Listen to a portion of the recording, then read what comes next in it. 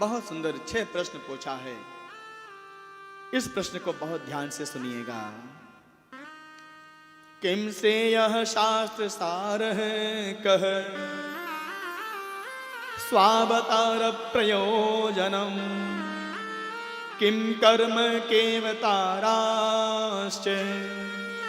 धर्मः कम शरणं गतः। धर्म किसकी शरण में रहता है? आहा, कितना सुंदर भाव है। 6 प्रश्न। हमारा कल्याण कैसे होगा? हमारी आत्मा का कल्याण कैसे होगा? हमारे पुत्र पौत्रादि का कल्याण कैसे होगा? हम पति पत्नी का कल्याण कैसे होगा? हमारे परिवार का कल्याण कैसे, हमारे समाज और देश का कल्याण कैसे होगा? ये पहला प्रश्न है। किम से यह, हमारा कल्याण कैसे होगा? हमारे देश का कल्याण, हमारा समाज कल्याण के मार्ग पर कैसे आगे बढ़ेगा? शास्त्र सार है कह। दूसरा प्रश्न है, समस्त शास्त्र का सार क्या है? गुरुदेव, हमने अनेकों शास्त्र, महापुराण, संत महापुरुषों के मुखारविंद से सुना है, मन में भटकाव होता है। कोई कहता है शिव महापुराण की कथा सुनो, कोई कहता है भागवत महापुराण की कथा सुनो, कोई कहता है वाल्मीकि रामायण की कथा सुनो, कोई कहता है देवी पुराण की कथा सुनो। समस्त शास्त्र का सारांश क्या है? निचोड़ क्या है? निष्कर्ष क्या है?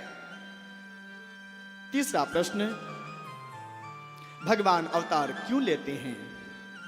स्वावतार प्रयोजनम, भगवान के अवतार लेने का हेतु क्या है, प्रयोजन क्या है? चौथा प्रश्न, भगवान के अवतार कितने हुए हैं? पांचवा प्रश्न, भगवान अवतार जब लेते हैं तो उस समय हमारे इस मानव जीवन का कर्तव्य क्या है, परम लक्ष्य क्या है?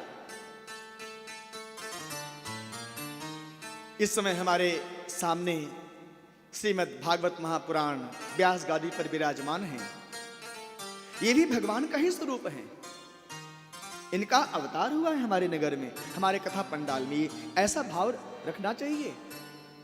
ये ग्रंथ जी कोई पुस्तक नहीं है, प्रत्यक्ष कृष्ण एव ही, साक्षात भगवान श्री कृष्ण का स्वरूप है श्रीमद् भागवत महापुराण। इनका आदर, इनका पूजन ठीक उसी तरह से करना चाहिए जिस तरह से हम भगवान श्री कृष्ण के स्वरूप का पूजन करते हैं। तो इस समय व्यास गादी हमारे सन्मुख है। श्रीमद् भागवत महापुराण का, ग्रंथ जी का अवतार मेरे सन्मुख हो चुका है। तो हमारा इस समय कर्म क्या है? घर में बैठे रहे, कथा हो रही है, कथा शुरू हो रही है 1 बजे से और हम आ रहे हैं 2 बजे, यही मेरा कर्तव्य है? नहीं नहीं नहीं, मेरा कर्तव्य क्या होना चाहिए? जीवन का धर्म क्या है? जीवन, मानव जीवन का परम लक्ष्य क्या है? ये 5वां प्रश्न है। 6वां प्रश्न, जब भगवान अवतार लेते हैं तो अवतार लेने के बाद भगवान कुछ समय तक इस धराधाम पर रहते हैं। जैसे श्रीमद् भागवत महापुराण आपके सन्मुख 7-8 दिनों तक रहेंगे, उसके बाद फिर ये कहीं और चले जाएंगे, किसी और नगर, किसी और शहर, किसी और प्रदेश में।